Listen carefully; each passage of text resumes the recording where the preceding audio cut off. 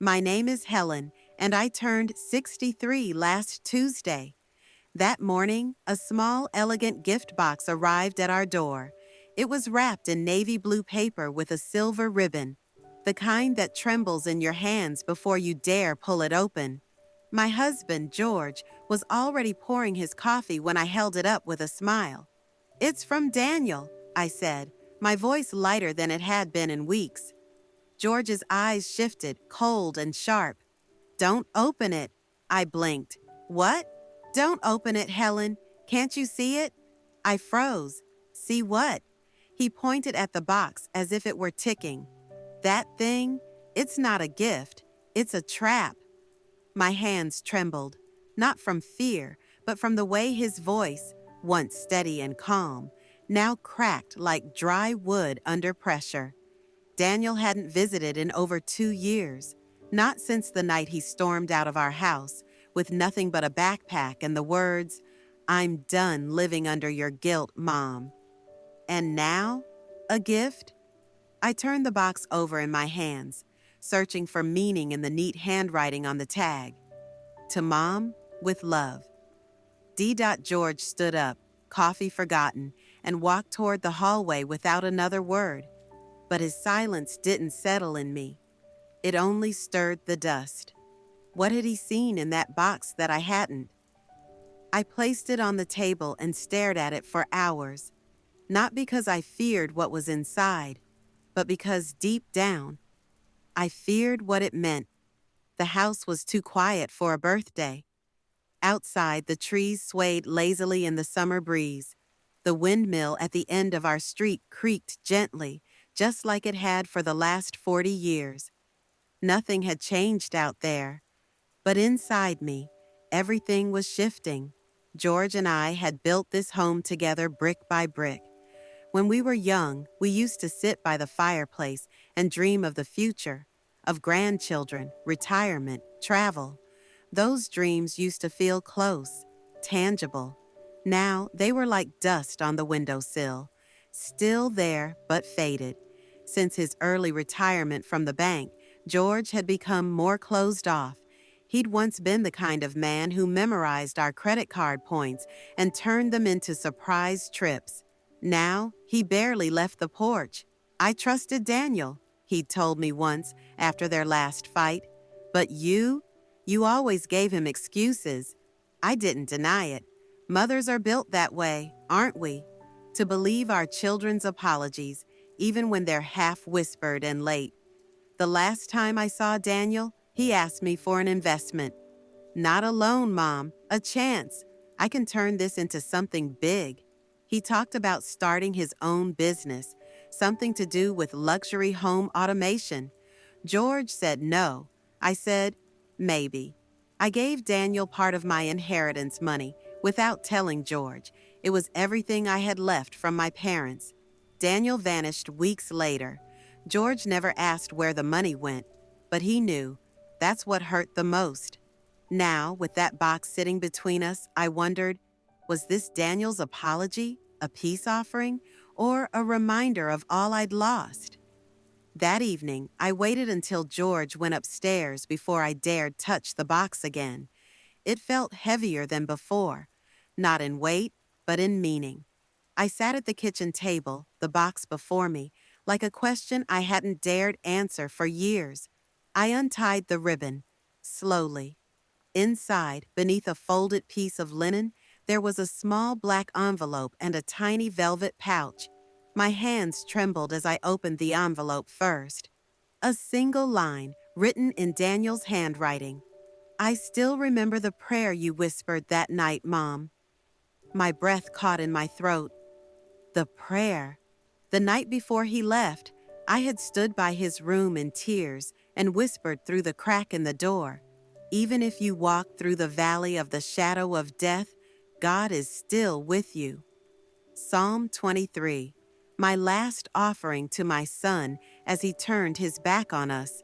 My eyes blurred. I reached into the pouch and pulled out something cold. A key.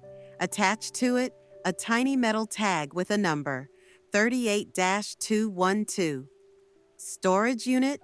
Before I could think further, I heard George's voice from the stairs. "You opened it." I turned to face him. "I had to, George." He remembered the prayer. George walked toward me, slowly, the pain in his eyes raw. "A memory doesn't fix a betrayal. He's our son.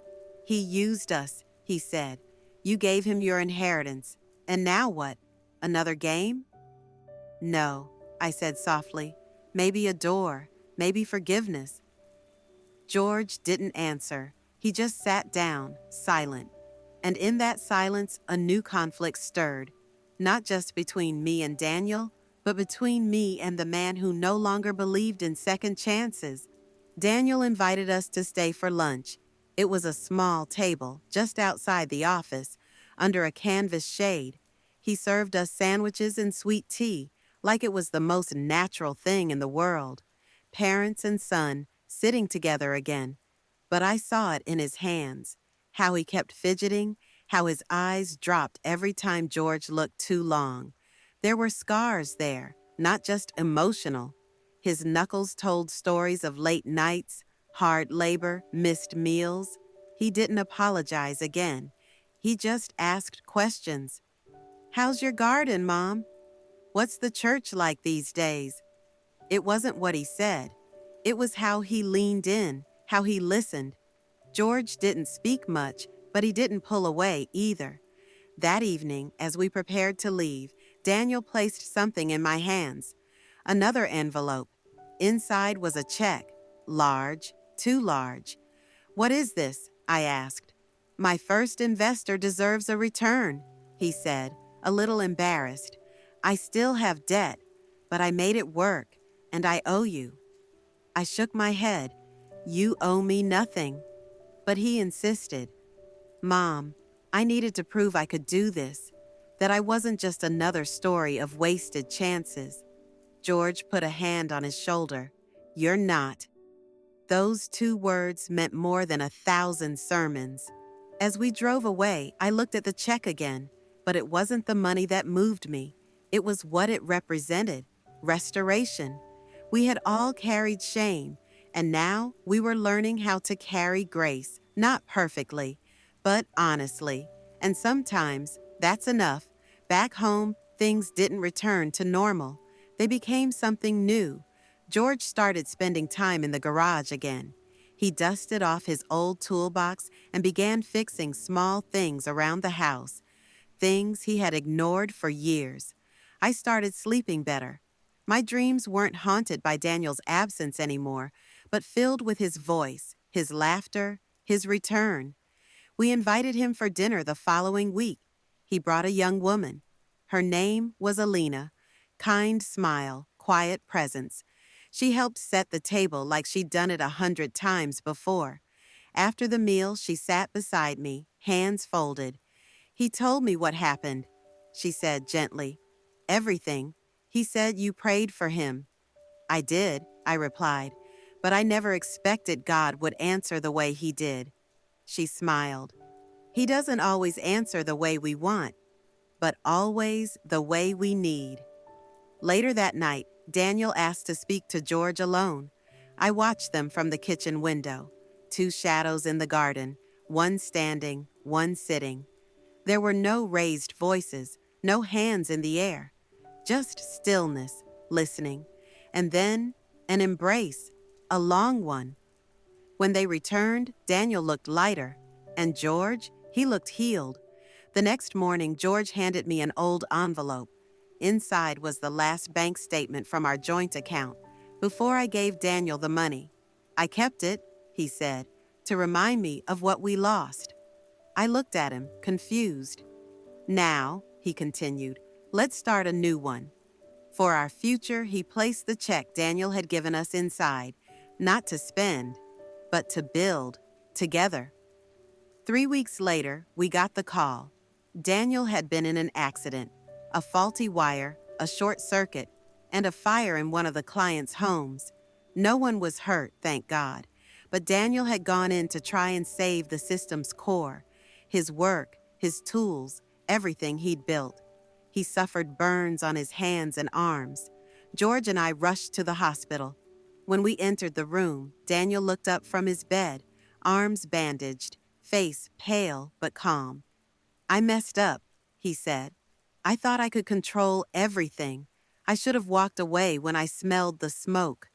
I sat beside him, brushing his hair back. "You saved lives. You did what most wouldn't." George stood at the foot of the bed, eyes red. "You don't need to prove anything anymore," he said quietly. "You're enough, Daniel. You've always been." Daniel broke down then, sobbing into his wrapped hands, and we, his parents, held him together. The doctor entered later, speaking in terms that chilled my soul.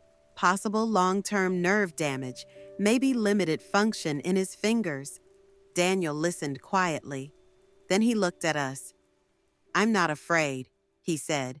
"If I can't build with my hands, I'll lead with my heart. This won't end me." His voice was steady, eyes fierce with something I hadn't seen in years. Purpose. That night, we stayed by his side, and before falling asleep, he whispered, "Tell me the prayer again, Mom." I held his hand and began. "Even though I walk through the valley of the shadow of death," he closed his eyes, "I will fear no evil."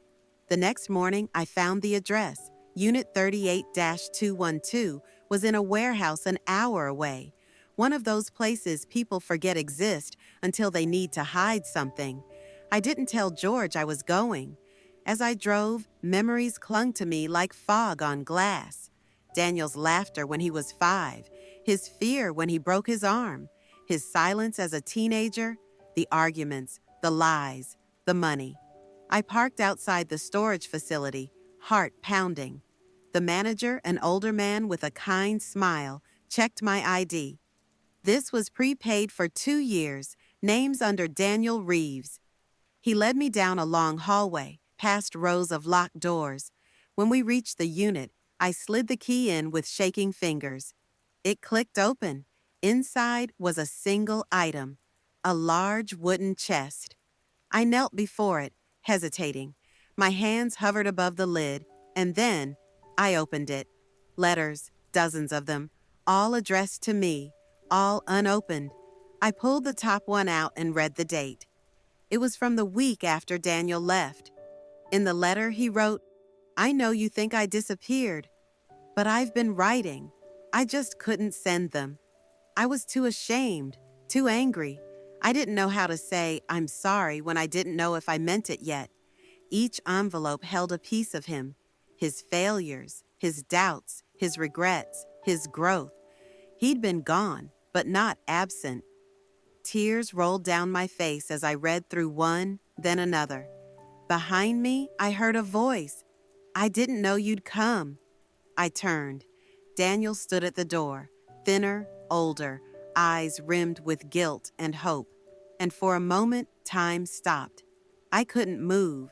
Daniel stood there like a ghost pulled from memory, real, but not quite the same. His hair was shorter, his clothes clean but worn. He looked like he'd aged 10 years instead of 2. "I didn't think you'd actually come," he said, voice soft. "But I hoped." I swallowed hard, still holding one of the letters in my hand. "Why now?" He stepped inside slowly, careful, like someone approaching a wounded animal. "Because I finally have something to show for all that shame." He handed me a folder. Inside were documents, contracts, blueprints, bank statements, a company name, Renewed Systems. He looked down. "It's small, but it's mine. I used the money you gave me, every cent. I lived cheap, worked nights, failed a dozen times. But I built something, Mom. I built this." He pointed at the logo. "And the letters?" He rubbed his face, tired. "They were my way of staying close, even when I couldn't face you, especially Dad." I hesitated.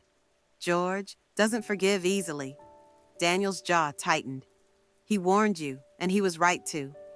I looked at him, tears in my eyes. He was afraid. We both were. I took a breath.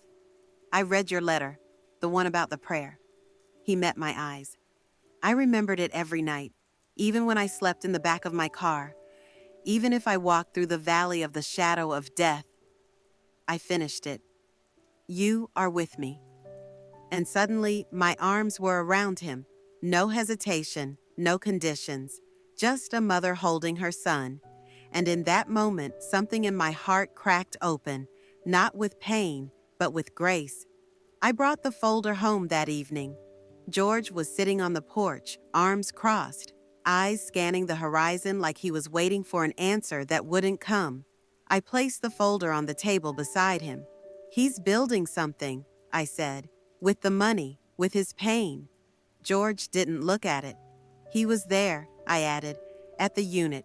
He spoke to me, George. He cried. Still, silence. He remembered the psalm, I whispered, the one I said that night. George finally turned his head, jaw clenched. Words are cheap. I nodded, not arguing. So is running away, but he didn't stay gone. I left the folder there and went inside. 2 days passed. Then, one morning, George came into the kitchen dressed in the jacket he only wore to church or funerals.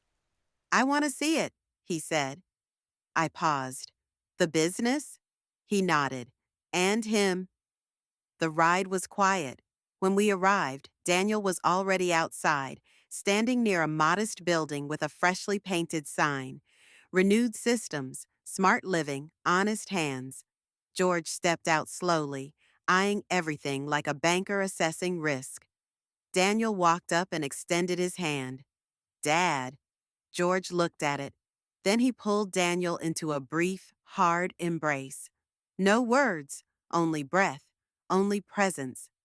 Later, after the tour, George stood by the car, watching Daniel help a young worker load tools into a van.